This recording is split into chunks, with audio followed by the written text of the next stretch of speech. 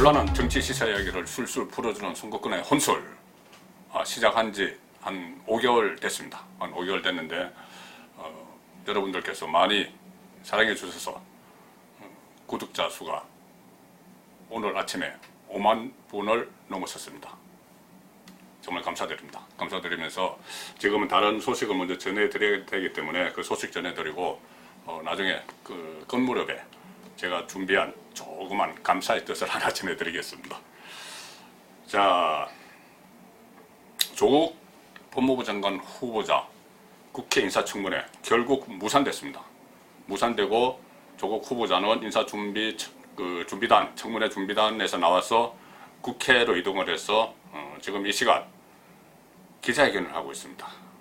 뭐 밤새워서라도 하겠다 했는데 어떤 내용이 나올지는 뭐 지켜봐야 될 것 같지만은 그 기자회견 이것으로 과연 그 조국 후보자를 둘러싼 의혹들이 말끔히 씻어질 수 있을지 의문이고요. 특히 주목되는 것은 지금 야당이 원래 조국 후보자 쪽에서 거부를 했던 가족들에 대한 정의 문제 이런 것도 다 처리하겠다고 했는데도 국회 인사청문회 하지 않고 기자회견을 했습니다. 하면서 아마 문재인 대통령이 지금 동남아 순방 중인데 다녀오고 나서 아니면은 가 있는 기간 중이라도 전격으로 임명할 가능성이 높습니다. 그런데 이 전격적으로 왜 이렇게 전격적으로 속전속결로 임명을 하느냐, 그 부분에 대해서 제가 집중적으로 한번 파헤쳐 보겠습니다. 자, 문재인 대통령 어제 9월 1일 동남아를 출국하면서 공항에서 당정청 인사들, 민주당 지도부 만나서 최초로 임명권자인데도 최초로 조국 후보자에 대해서 입을 열었습니다. 이렇게 이야기했습니다. 개인의 문제가 아니라 가족 논란의 차원을 넘어서 대입제도 전반을 재검토해야 된다. 이렇게 이야기했습니다. 조국 후보자의 딸 대학 입시 문제 이거 딱 하나만 놓고 이야기를 했고, 그것도 개인의 문제를 넘어서 대입제도 전반을 재검토하라. 이렇게 유체이탈이죠. 이런 합법을 썼습니다. 그러니까는 여권의 한 관계자가 이렇게 해석을 했습니다. 그 말에 대해서 개인의 문제가 아니라 보수 정부에서 만든 교육제도의 문제다. 이런 인식을 말씀하신 거다. 이렇게 이야기했습니다. 또 남탓, 보수 정부 탓입니다. 그동안 경제가 어려운 것도, 서민들이 삶이 어려워진 것도, 또 남북 문제가 계속 꼬이는 것도, 이런 것도 모두 전임 보수 정부 탓으로 하더니 이제는 권력의 중심부에 있는 조국 후보자의 그 일탈 문제, 여러 가지 의혹, 그 중에서 딱 딸 문제, 딸의 입시 문제만 딱 꼬집어서 남 탓으로 보수 정권 탓으로 돌리면서 유체 이탈 합법을 하고 동남아로 떠났습니다. 자, 이 제도를 이야기를 했는데 이 제도를 악용해서 특권과 반칙을 저지른 인물이 누굽니까? 그 의혹에 둘러싸이는 인물이 조국 후보자입니다. 제도가 문제가 아니고 제도를 악용을 했죠. 그리고 또 대학 입학 문제만 이야기를 했는데 대학 입학 이후에 서울대, 환경대학원, 부산대, 의학전문대학원 이런 데서 연속으로 장학금을 받고 각종 특혜를 누린, 그것도 대학 입시 문제입니까? 대학 입시 문제 아니죠.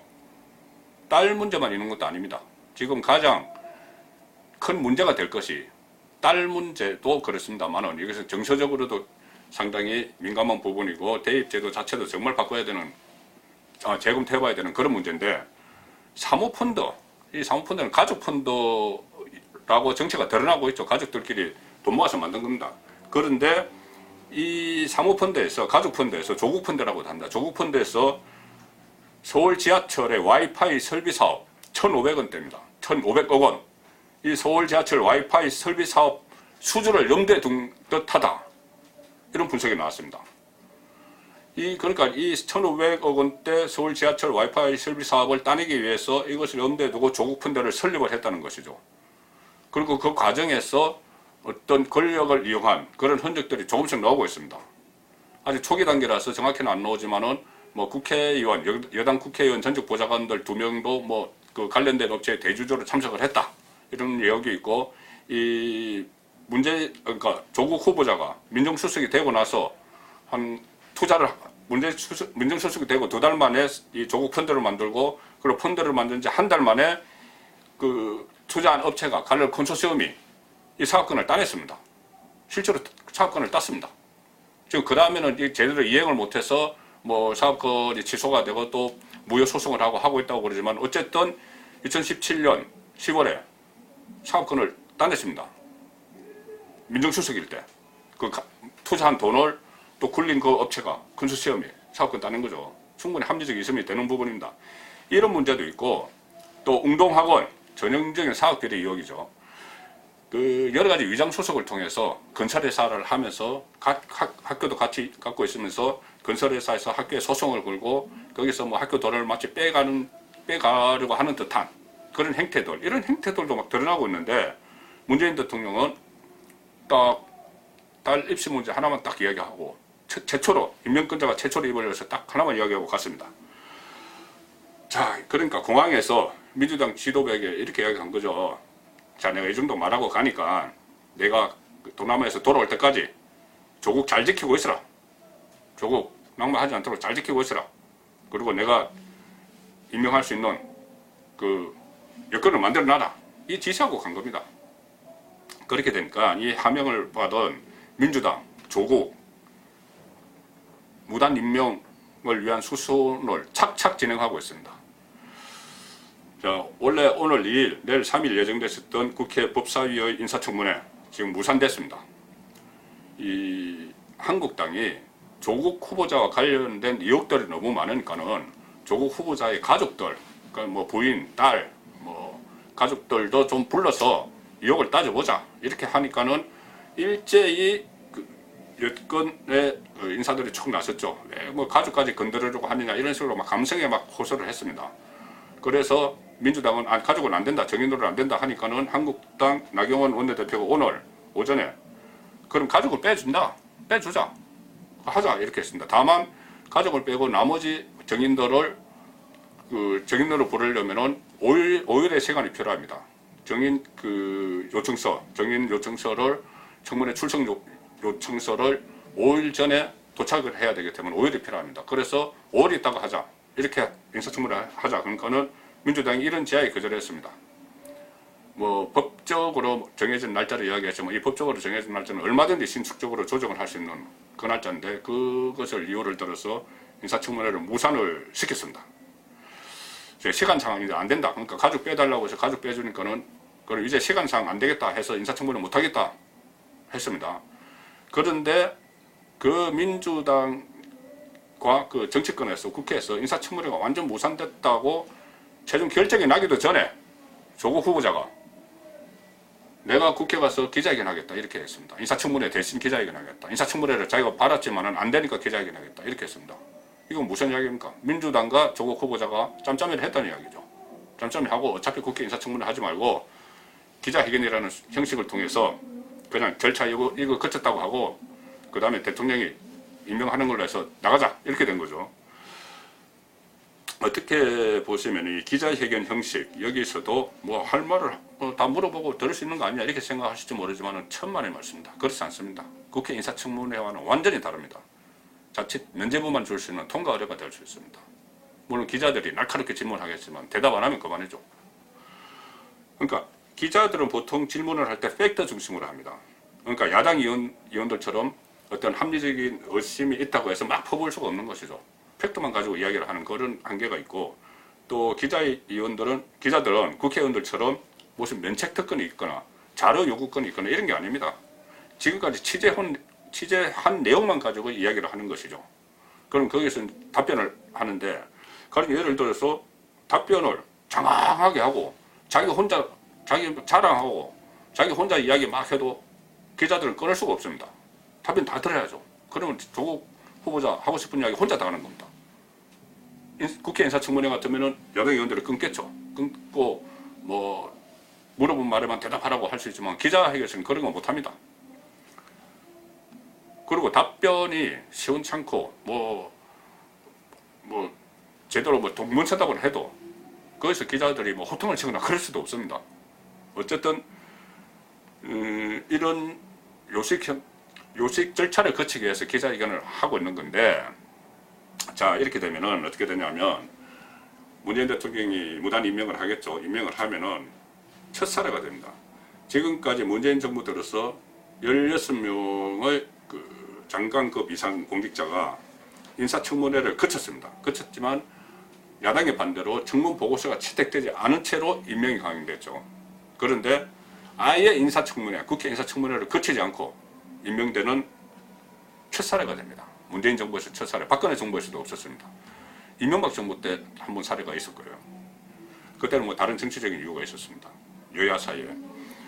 자, 그런데 그렇다면은 왜 이렇게 인사청문회 야당이 뭐 빼준다고, 가족들 빼준다고 했는데도 속전속결로 무단 임명을 강행을 하려고 할까? 왜? 저는 조국에게 사실상 검찰을 지휘할 수 있는, 통제할 수 있는 법무부 장관 직함을 빨리 지어주려고 한다고 봅니다. 하루라도 빨리. 왜? 윤석열 검찰총장 제압용이죠. 지금 윤석열 총장이 이끄는 검찰이 조국 후보자와 관련해서 11건의 고소고발이 막 들어오니까는 이 사건을 특수부에 배당을 해서 지금 20여 개 기관 압수수색 했죠. 강제 수사에 착수했습니다. 그리고 또 관련 참고인들 한 명씩 소환하기 시작했습니다. 그 다음 단계는 피의자들 조사하는 거죠. 피의자 불러서 조사하고 가장 마지막 정점에 있는 몸통 조국 부르지 않을 수가 없습니다. 이 상황으로 쫙 가고 있는데 거기다가 지금은 권력형 비리, 조국 후보자의 권력형 비리 의혹이 막 드러내려는 그런 순간에 와 있습니다. 아까 제가 말씀드린 대로 민정수석을 맡은 뒤에 가족들을 총동원해서 대규모 그 사모펀드에 투자를 해서 서울 지하철에 와이파이 사업권 따려고 했다는 정황들이 나오고 있죠. 이거는 권력형 비리입니다. 그래서 이것의 수사 진행에 따라서는 대규모 정권에 타격을 줄 수 있는 권력형 비리 게이트가 될지도 모르는 이 상황에서 지금 검찰이 수사의 속도를 계속 내고 또 국토부까지 압수수색을 했다는 보도가 또 새로 나왔습니다. 그 조국 펀드의 어떤 투자 의혹을 둘러싸고 국토부까지 압수수색을 하고 이러니까 이대로 둬서는 안 되겠다 싶었던 거죠. 그래서 윤석열 제압용으로 법무부 장관 자리에 빨리 앉히는 겁니다. 그러니까 수사가 더 이 정권, 또 조국 후보자를 타깃으로 해서 정권을 옥죄오기 전에 검찰을 제압할 필요가 있었던 것이고, 그래서 그 수사, 그러니까 그 검찰을 통제하고 실질적으로 지휘하는 법무부 장관을 빨리 조국에 앉히자는 거죠. 그런데 그 법무부 장관은 결국 수사 대상자입니다. 아이러니한 일이 일어나고 있는 셈입니다. 자, 일단 법무부 장관이 됐어도 검찰 수사는 어쨌든 형식적으로 계속될 수뿐이 없습니다. 고소고발건이 11건이나 있기 때문에. 그 다음에 압수수색한 물건들도 뭐 검사들이 다 분석을 해서 그 다음에 그 수사 진도가 나가겠죠. 나가는데 다만 법무부 장관으로 수사 대상자가 떡 앉아있으면 검찰을 지휘하는, 또 검찰 개혁하겠다, 검찰을 뜯어고치겠다고 하는 법무부 장관이 떡 앉아있으면 수사 진행이 제대로 되겠습니까? 일반인하고 같이 일반인처럼 안 됩니다. 일반인처럼 뭐 오라가라, 검찰을 오라가라 할 수도 없는 것이고, 또 뭐 검찰의 뭐 포토라인 이야기도 하지만 법무부 장관을 포토라인에 세우기 쉽지 않습니다. 그러니까 결국은 수사가 형식적으로 갈 수뿐이 없고, 그러니까 황제 수사 논란이 또 일어날 수가 있죠. 황제 수사. 그냥 조사를 해도 뭐 서면 조사서를 받는다든지 아니면 제3의 장소, 검찰청이 아닌 제3의 장소에서 그냥 비밀리에 비공개 뭐 조사를 한다든지 뭐 그렇게 하다가 결국은 포토라인에도 안 쏘고 무혐의로 사건들을 하나하나 종결해버릴 수 있는 그런 길로 지금 가고 있다고 저는 생각합니다. 자, 그래서 이제 공원 야당에서 윤석열 총장이 이끄는 검찰로 넘어갔죠. 제가 이렇게 계속 그 부정적으로 수사 진행 상황에 대해서 부정적으로 말씀을 드렸지만은 혹시 모릅니다. 사람에게 충성하지 않는 윤석열 총장이 어떻게 이 살아있는 권력, 또 그 권력의 중심에 있는 검찰총장의 직속 상관 조국 장관을 정말 법대로 다룰지, 뭐 없는 혐의를 씌우라는 건 아닙니다. 법대로만 수사를 할지 지켜볼 부분입니다. 그리고 제가 처음에 말씀드린 대로 제가 5만 분이 넘는 분께서 제 송구근의 혼서를 구독해 주셔서 너무 감사합니다. 감사드리면서 제가 독자분들께 뭐를 할 수 있을까 생각을 하다가 제가 여기도 있습니다만은 제가 청와대를 한 9년 정도 출입하고 나오면서 좀 꽤 됐습니다. 몇 년 전에 쓴 책이 있습니다.